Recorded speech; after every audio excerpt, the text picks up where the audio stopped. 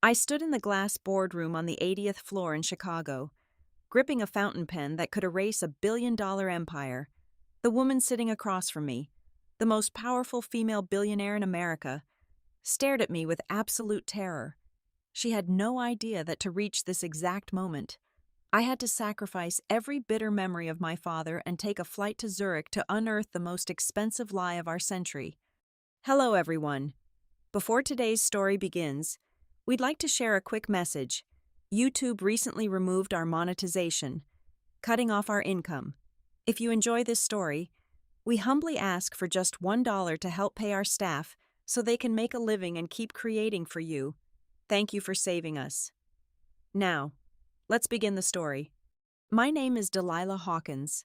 I am 34 years old, and for as long as I can remember, my life has been nothing more than a relentless, exhausting loop of survival. I work as a system safety inspector at Apex Ridge Engineering.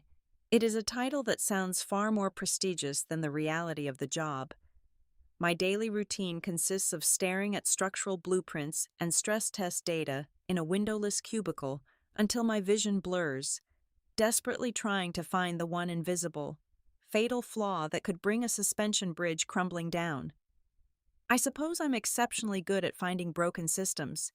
Perhaps that is because my own life has felt fundamentally broken from the very beginning. I lived in a state of perpetual, grinding burnout.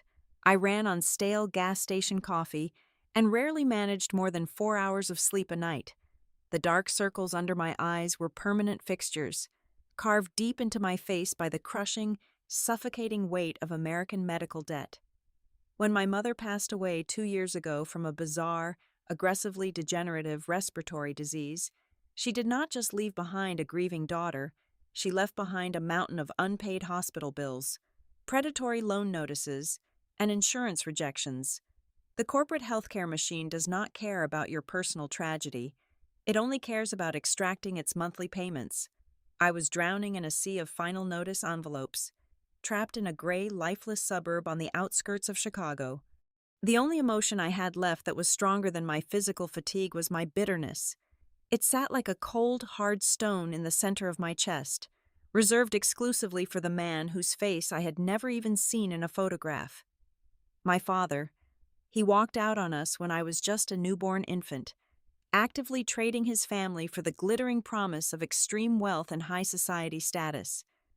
My mother worked herself to the bone scrubbing floors and waiting tables to raise me, literally coughing up her lungs in her final years, while he was out there somewhere, living a life of unimaginable luxury.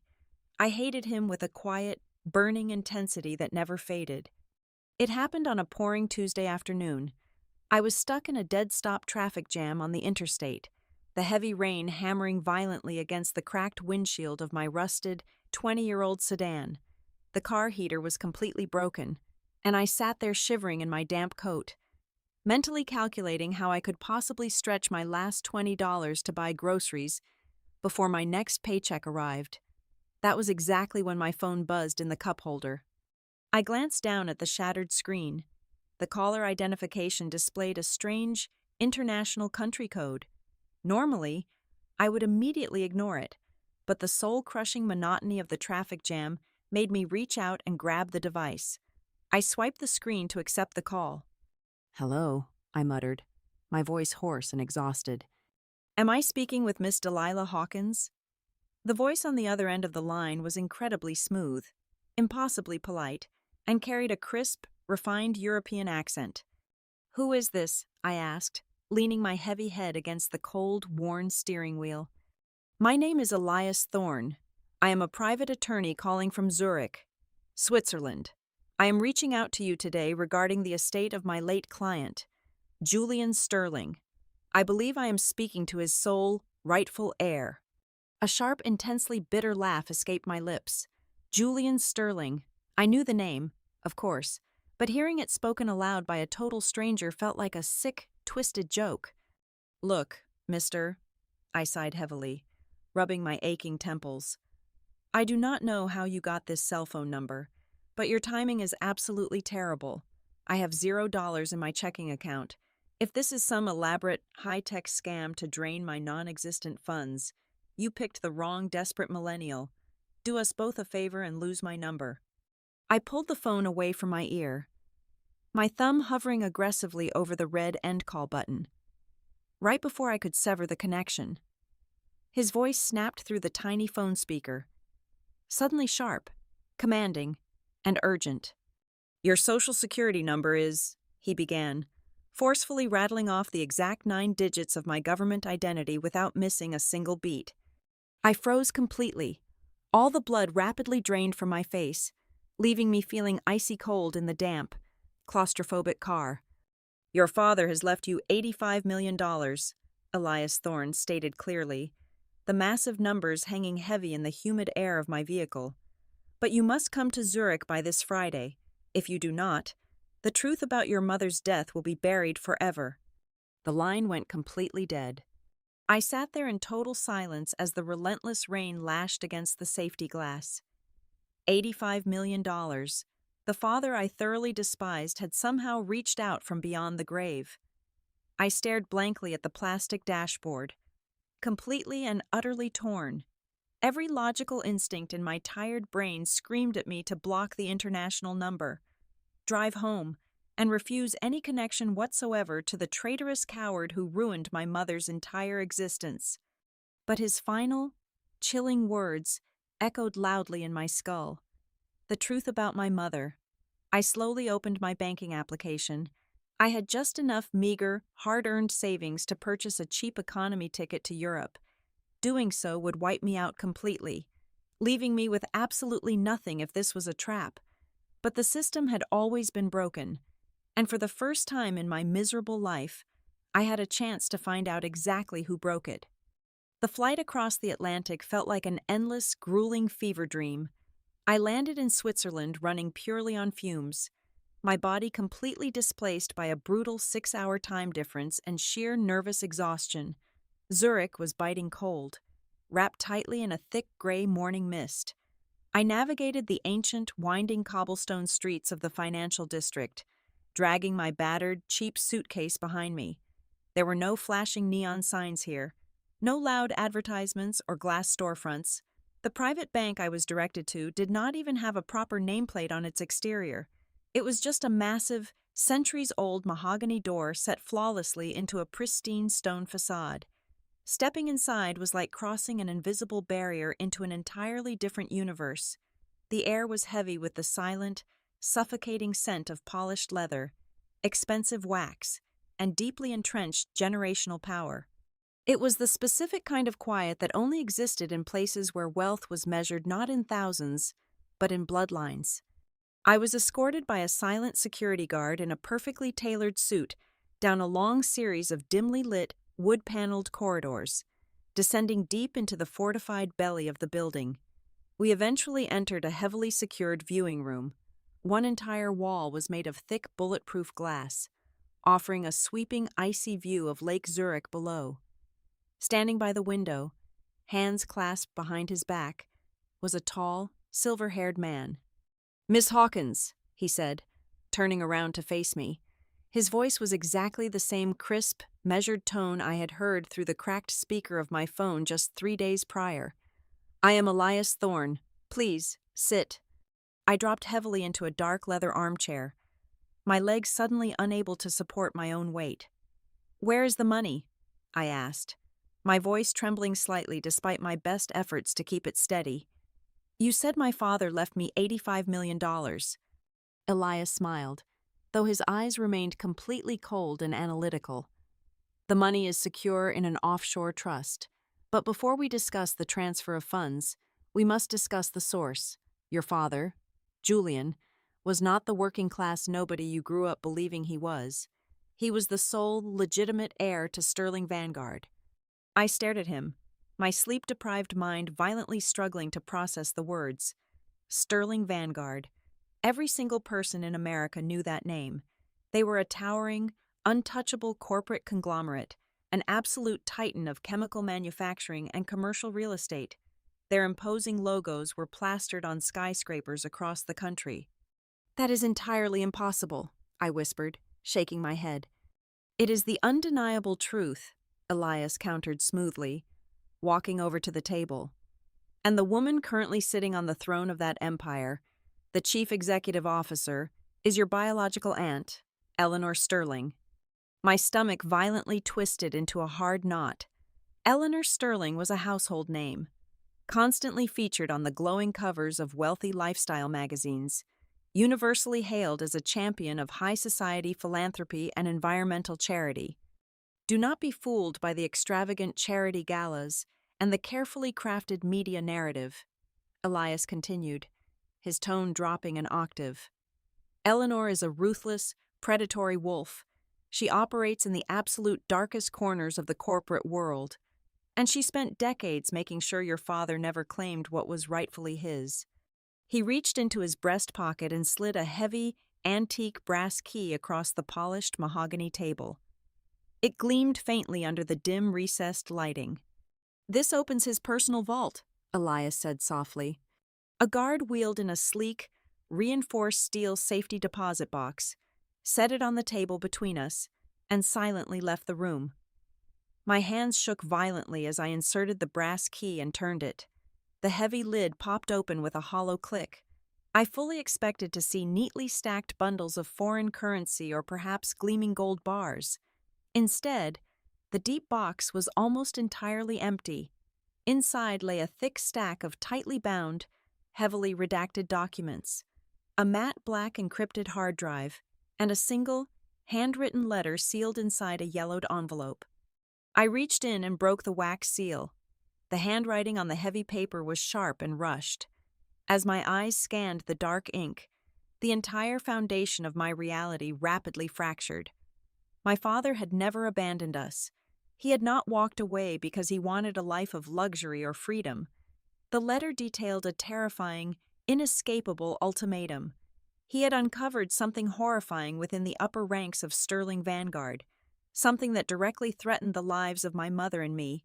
The family, led by the ruthless board factions that Eleanor controlled, had given him a devastating choice. He was to disappear without a trace and cut all contact forever, or he would be forced to watch his wife and infant daughter die in a tragically arranged, untraceable accident. He chose to vanish completely into the shadows so we could live safely in the light. I sat there in the silent, heavily armored vault, clutching the fragile paper tightly to my chest. For 34 years, a thick, impenetrable armor of pure hatred toward my father had kept me functioning. It was the sole fuel that kept me walking through the misery of my daily life. In a matter of seconds, that armor completely shattered into dust. It did not leave behind any sense of peace or closure. It only left behind a gaping, agonizing wound of unadulterated grief. He had died entirely alone, carrying the agonizing weight of a massive sacrifice I was never meant to know about. I do not remember packing the confidential documents and the hard drive into my shoulder bag. I do not remember taking the private elevator back up to the lobby. The very next thing I truly registered was the biting, freezing wind hitting my face as I stepped back out onto the cobblestone streets of Zurich. The gray morning mist had thickened into a heavy, oppressive fog. I pulled my coat tight against my shivering body and began walking rapidly toward the tram station, my mind racing with a million terrifying questions. Then I heard it, the rhythmic, perfectly synchronized clicking of expensive leather shoes on stone. I deliberately slowed my pace. The footsteps behind me slowed perfectly in unison. I casually stopped by the highly reflective glass window of a closed luxury watch boutique and glanced at the mirrored surface. Two men, built like heavy concrete pillars and dressed in immaculate charcoal suits, had stopped precisely 20 yards behind me. One of them was lifting his wrist, speaking quietly into a hidden microphone in his lapel. My breath caught painfully in my throat, forming a thick white cloud in the freezing air. Elias Thorne's earlier warnings echoed loudly in my ears. I tightened my grip on the thick leather strap of my bag, feeling the solid, heavy weight of the encrypted hard drive pressing firmly against my hip. I had not just inherited a vast fortune, I had just stepped blindly into a deadly, high-stakes war, and the very first shot had already been fired. I did not run. Running would only trigger an immediate, high-speed chase through a foreign city where I had absolutely no leverage. Instead, I forced my heart rate down, stepped off the main boulevard, and merged into a dense, fast-moving crowd of morning commuters pouring out of a nearby underground transit station. I twisted through a confusing labyrinth of narrow, medieval alleyways, cutting through the humid kitchens of crowded local bakeries and slipping out their back delivery doors. It took me 2 agonizing hours of doubling back, swapping tram lines, and watching my own reflection in shop windows before I was completely certain I had lost the 2 men in the charcoal suits. I finally found a cheap, cash-only hostel on the neglected, industrial outskirts of Zurich. I locked myself inside the dimly lit room, throwing the heavy iron deadbolt and shoving a chipped, solid oak dresser against the thin wooden door. The air inside smelled faintly of cheap bleach and decades of stale cigarette smoke, but it was the only sanctuary I had left in the world. I dumped the heavy contents of the safety deposit box onto the sagging, stained mattress. The yellowed, brittle documents looked like standard corporate manifests at first glance, but my eyes were professionally trained to look for statistical anomalies and hidden patterns. I booted up my cheap travel laptop, connected the matte black hard drive via a serial cable, and immediately hit a massive, military-grade encryption wall. It was a digital fortress designed to automatically wipe all internal data if the wrong password was entered 3 times, but they had severely underestimated me.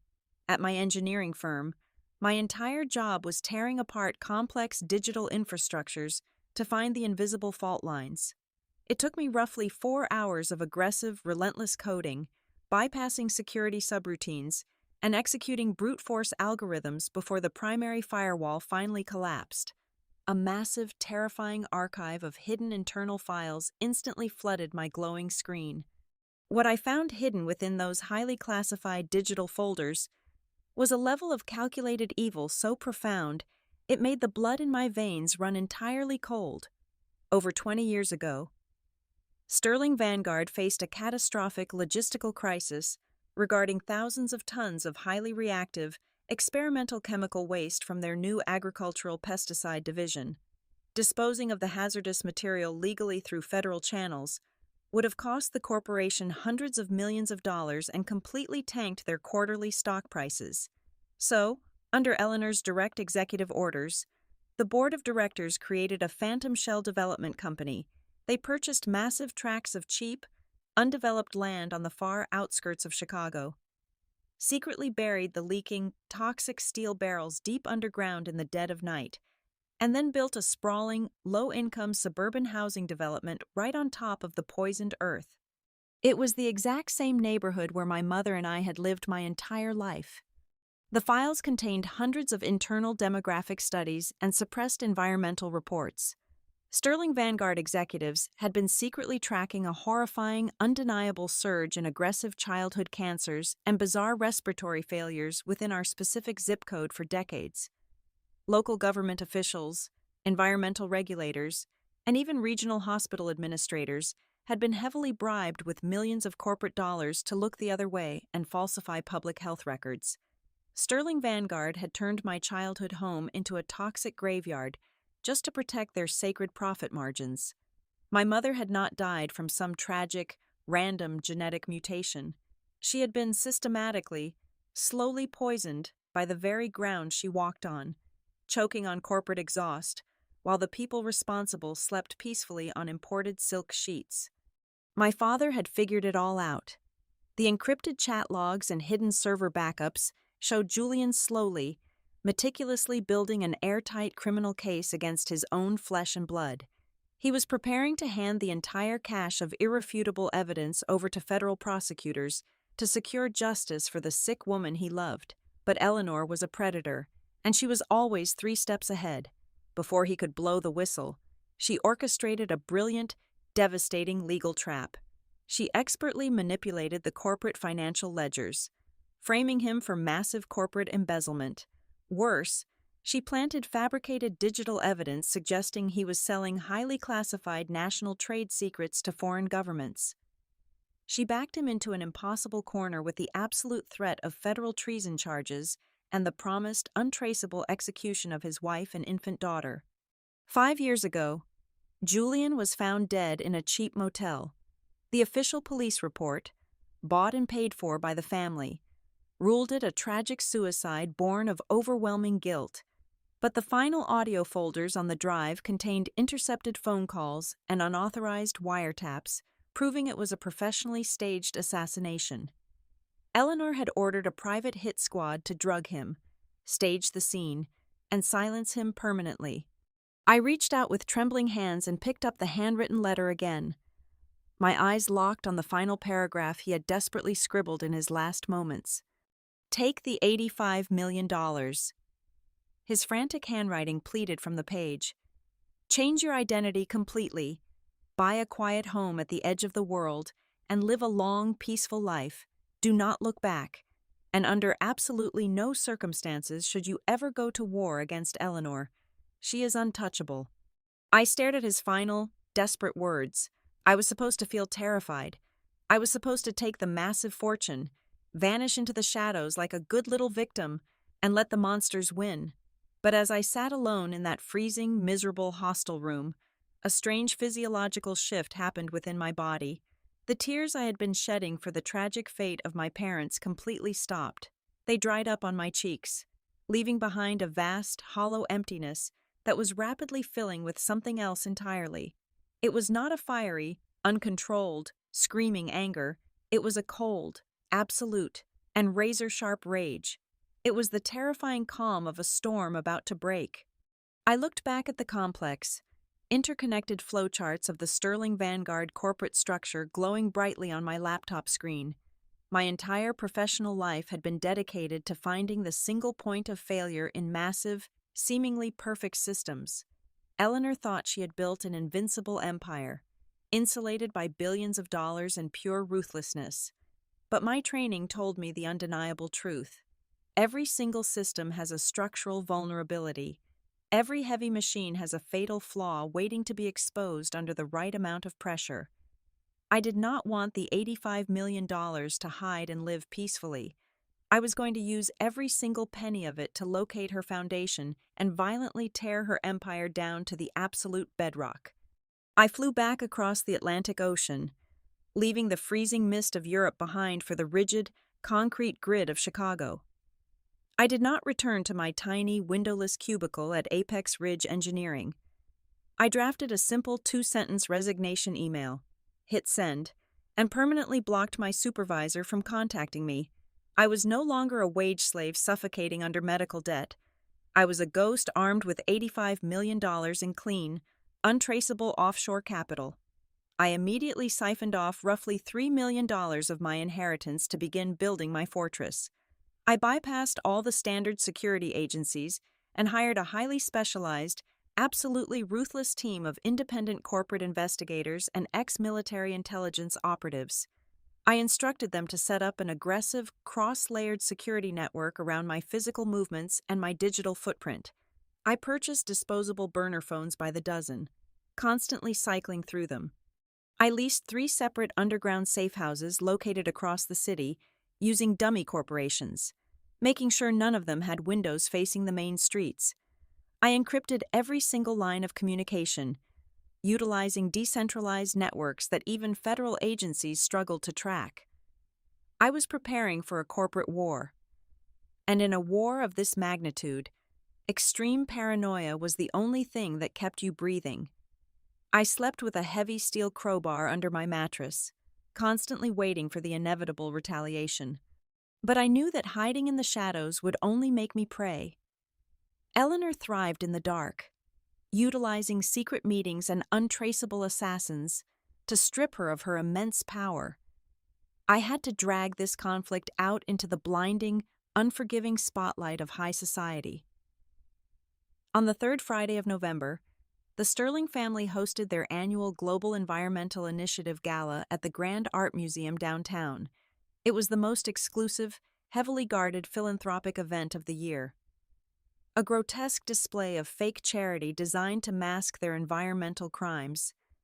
I arrived in a custom-tailored, crimson silk gown that cost more than my mother earned in an entire decade of scrubbing floors. I completely bypassed the outer security checkpoints using a forged platinum invitation my team had acquired for $50,000. When I stepped into the massive, chandelier-lit ballroom, the room was a shimmering sea of black tuxedos and expensive diamond necklaces. I walked directly to the center of the room, right past the towering, glowing ice sculptures, and positioned myself perfectly in front of the cluster of elite financial journalists hovering near the open bar. "I am Delilah Sterling," I announced, projecting my voice so it carried clearly over the classical music, letting my true surname ring out for the first time in my 34 years of life. The sole daughter and rightful heir of Julian Sterling. The effect was absolutely instantaneous. The soft hum of string quartets was entirely drowned out by the frantic, blinding flashing of camera lenses and breathless, panicked whispers from the wealthy elite. Across the massive ballroom, the crowd physically parted. Eleanor Sterling glided toward me. She was a vision of absolute predatory grace, draped in sparkling silver, her cold eyes locked onto mine like a starving hawk spotting a field mouse. She extended her arms wide, projecting a flawless mask of overwhelming joy for the flashing cameras. She pulled me into a tight, suffocating embrace.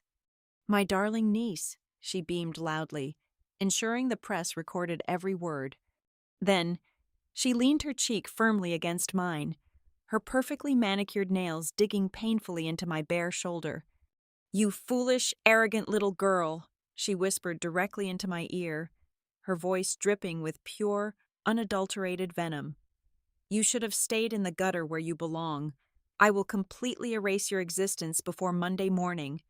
She pulled back, gave the cameras another radiant, fake smile, and walked away.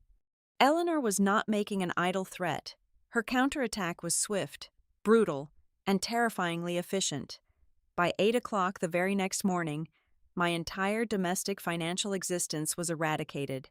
I tried to buy a simple black coffee at a corner bakery, only to find my debit cards instantly declined. My domestic bank accounts, holding the meager savings I had spent years desperately hoarding, were completely frozen under federal warrants citing suspicion of international money laundering. But she did not stop at financial strangulation. At exactly noon, my secure burner phone buzzed with an urgent, high-priority alert from my private security team. They sent a live video feed from a local news chopper. My old apartment building in the suburbs, the very place where my mother had taken her last painful breath, was completely engulfed in roaring flames. The official emergency broadcast calmly reported a tragic, accidental gas leak explosion. I watched the thick black smoke billow into the sky on the tiny screen. It was a clear, blazing message written in fire and ash. She was showing me that she could reach into any corner of my life, burn my history to the ground, and destroy it with a single phone call, all without leaving a single fingerprint behind for the police to find. I was sitting in the dimly lit back booth of a deserted, rundown diner on the south side, watching the heavy rain wash over the empty streets, calculating my next desperate move, when a massive shadow suddenly slid into the vinyl seat directly across from me. He was a broad-shouldered man with a jagged, faded scar running aggressively down his jawline. "Your highly paid security team is good," he stated in a low, gravelly voice that commanded immediate attention. "But they have a massive blind spot on their southern exit route. I walked right past their perimeter watch." I instinctively reached for the concealed weapon inside my heavy coat, but he calmly raised both of his large hands in surrender. "My name is Marcus," he said softly, keeping his eyes locked on mine. "I was the senior director of corporate security for Sterling Vanguard. Your father saved my life 20 years ago when a cartel hit squad cornered us during a business trip in Mexico, when Julian supposedly took his own life. I asked too many loud questions. Eleanor fired me, completely destroyed my corporate pension, and violently blacklisted me from the entire security industry." Marcus reached inside his jacket and slid a thick black leather folder across the sticky diner table. "Eleanor thinks she is invincible, but she is heavily overleveraged and drowning in hidden debt. Next Thursday, at 10 o'clock in the morning, the executive board of directors is voting on a massive corporate merger with a European conglomerate. It is a deal worth tens of billions of dollars. If that merger fails, Her personal international creditors will tear her to pieces. Marcus opened the folder, revealing heavily guarded financial schematics and the deeply buried, dirty secrets of Eleanor's most loyal board members. She has bribed, blackmailed, and violently threatened 3 key board members to secure their deciding votes, Marcus explained, pointing to 3 specific photographs. But I have their true pressure points. We do not just need to break the merger vote. We need to publicly execute her financial credibility in front of the entire world. I stared intensely at the highly classified documents, the cold, calculating gears of my mind perfectly aligning as I analyzed the broken system. Then we do not just attack her directly, I replied, my voice perfectly steady and ice cold. We poison the well right before she takes a drink. On the morning of the executive board vote, exactly at 8 o'clock on a freezing Thursday, the heavy sky over Chicago was the color of bruised iron.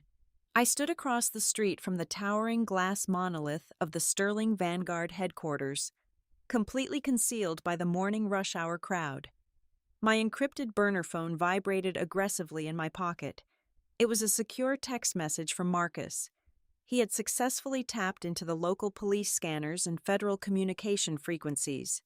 The lobby of the corporate tower was currently swarming with plainclothes agents from the Federal Bureau of Investigation. Eleanor had finally executed her masterstroke.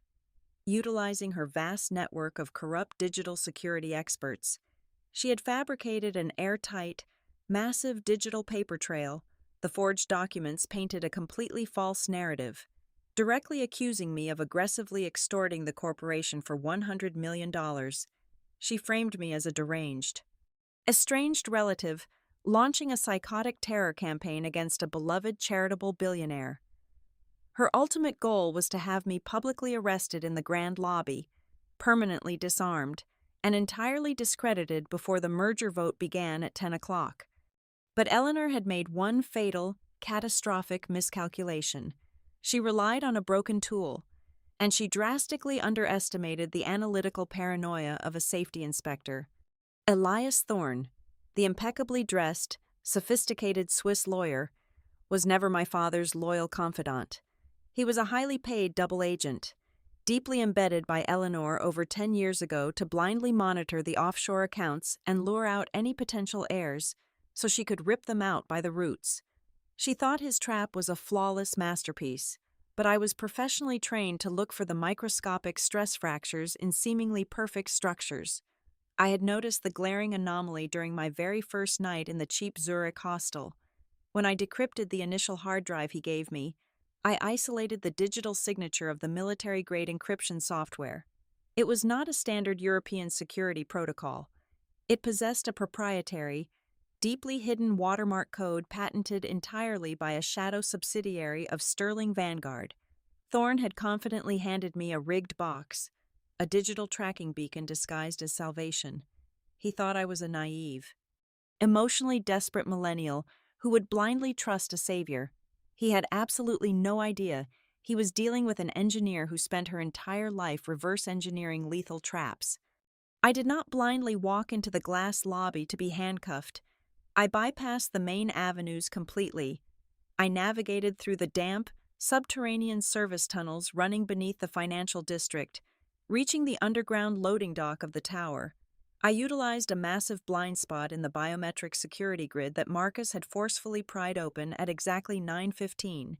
I slipped into the private executive freight elevator, the heavy metal box rattling violently as it shot up into the sky, bypassing the dozens of federal agents waiting pointlessly on the ground floor.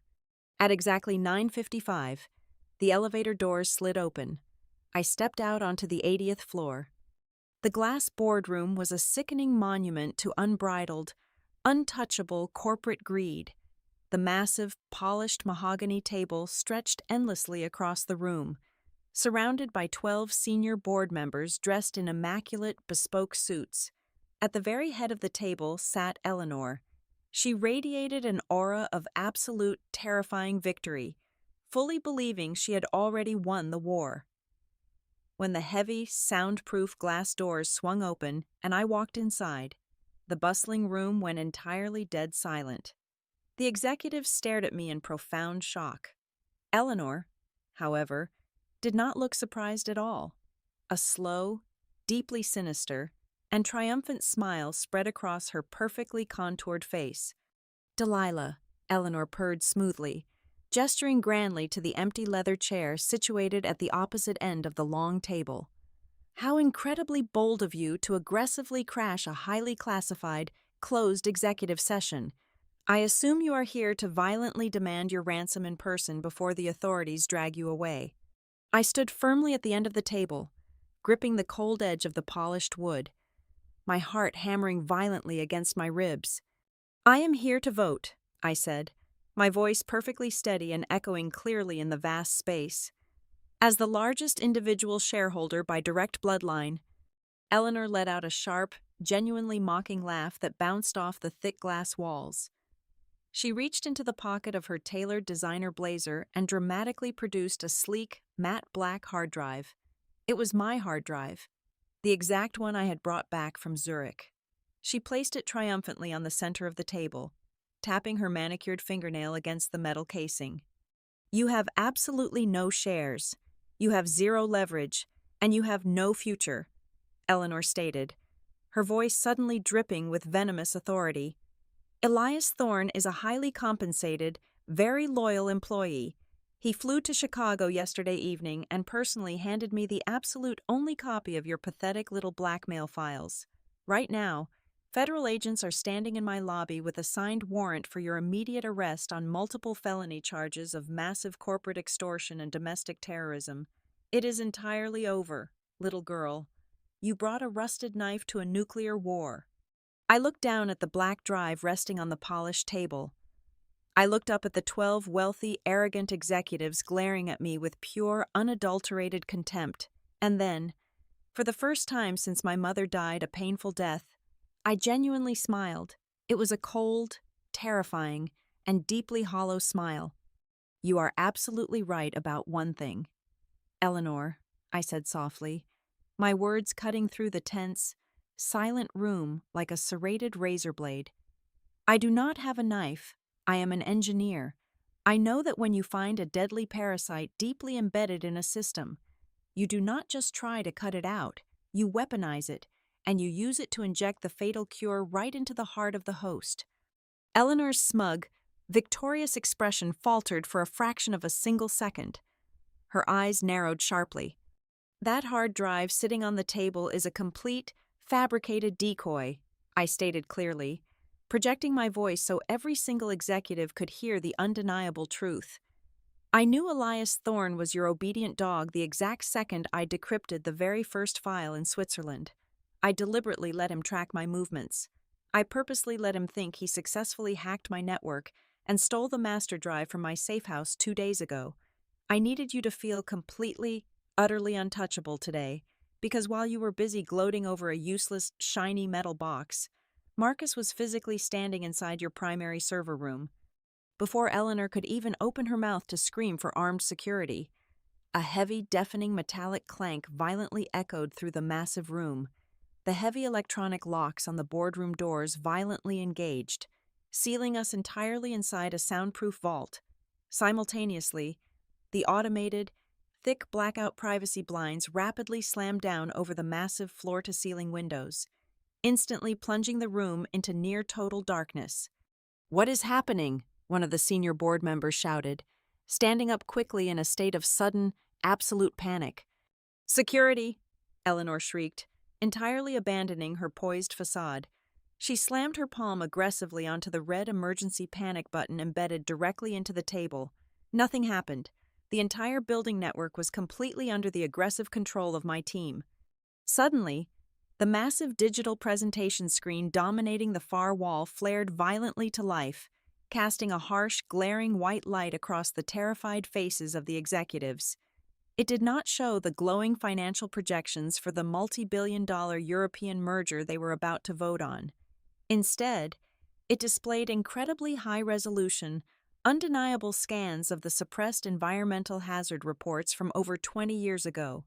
The screen rapidly flashed the damning chemical analysis of the highly toxic waste dumped directly under a residential neighborhood, It displayed the forged signatures of government inspectors.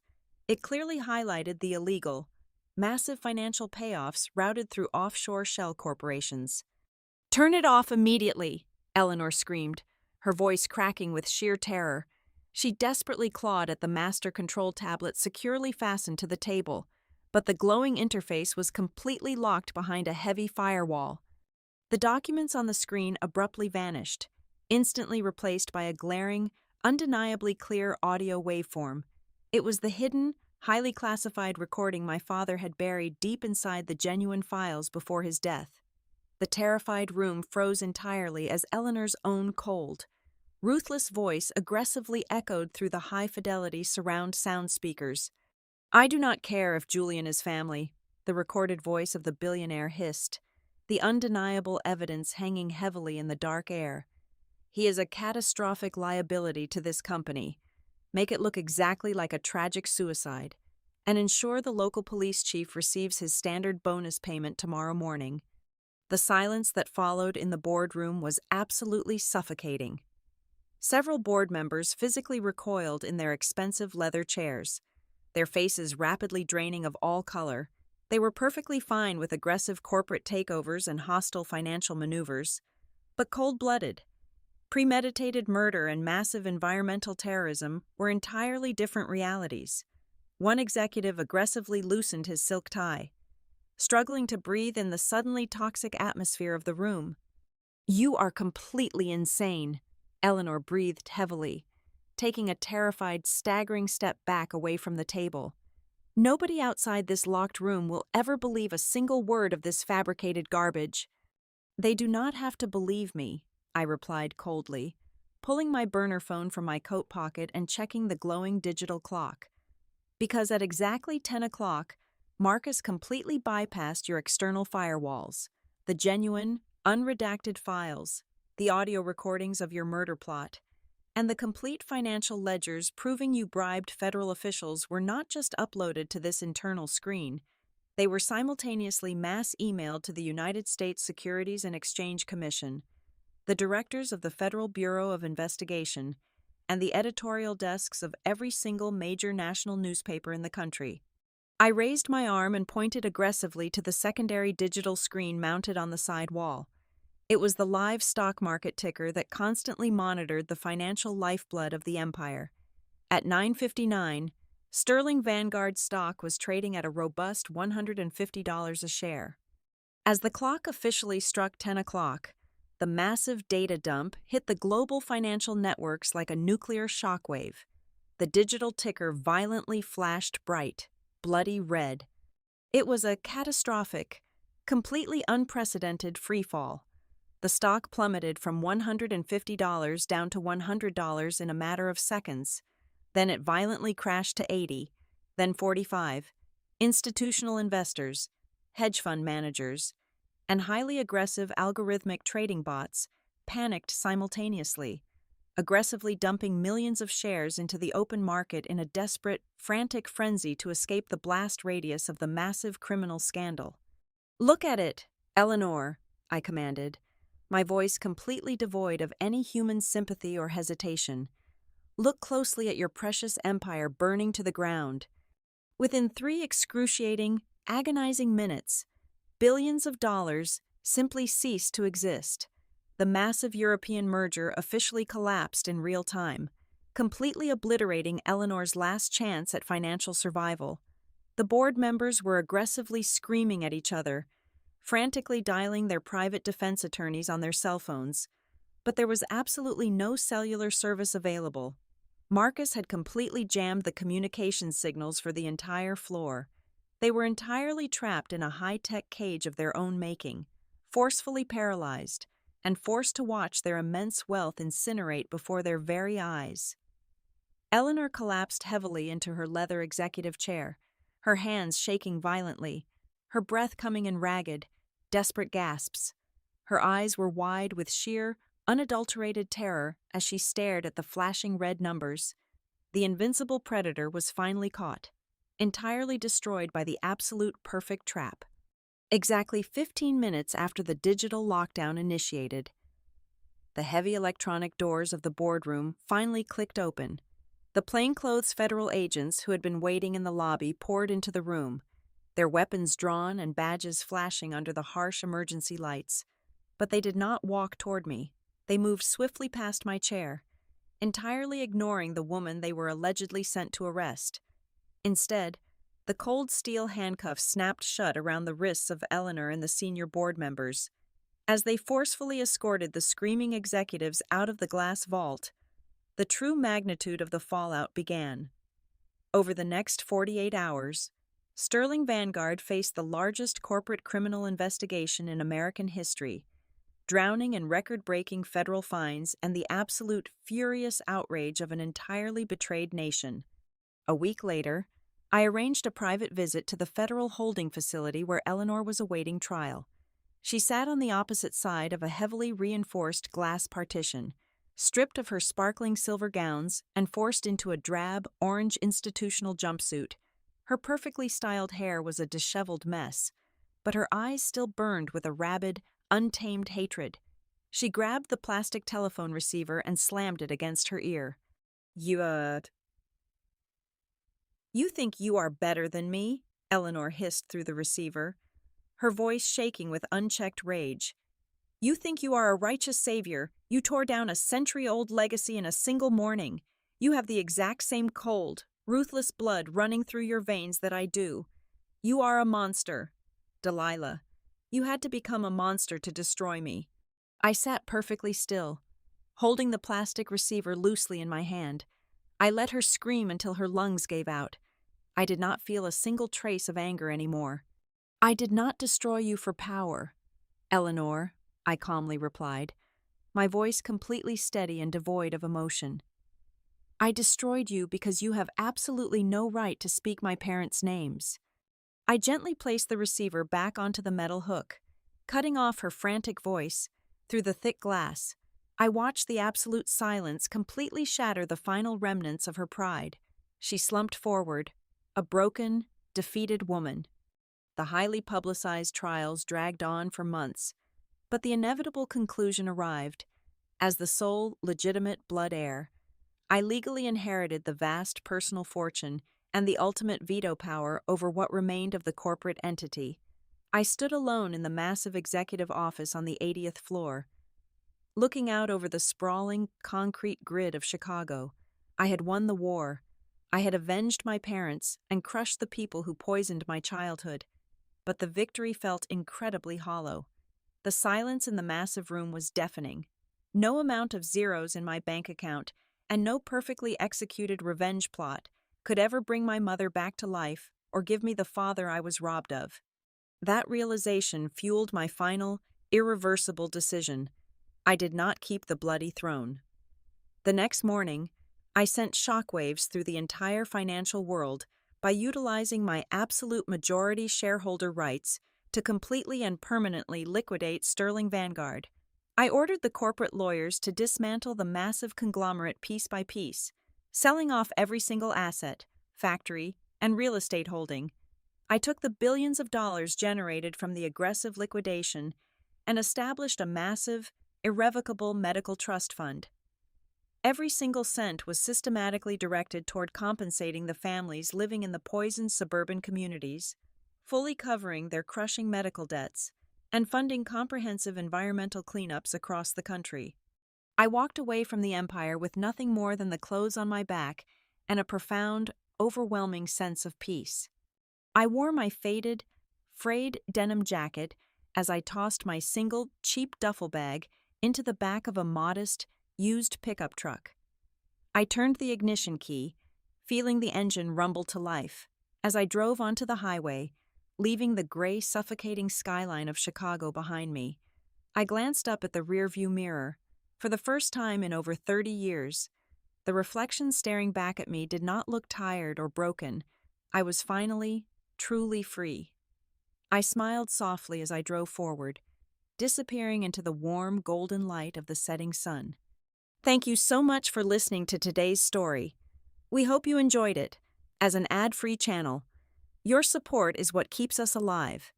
Please support Maya Revenge Stories with just $1 via the QR code on the screen, or click the link in the description box or pinned comment. Also, we'd love to connect with you. Please leave a comment telling us which city or state you're listening from. Thank you for standing with us, and see you in the next stories.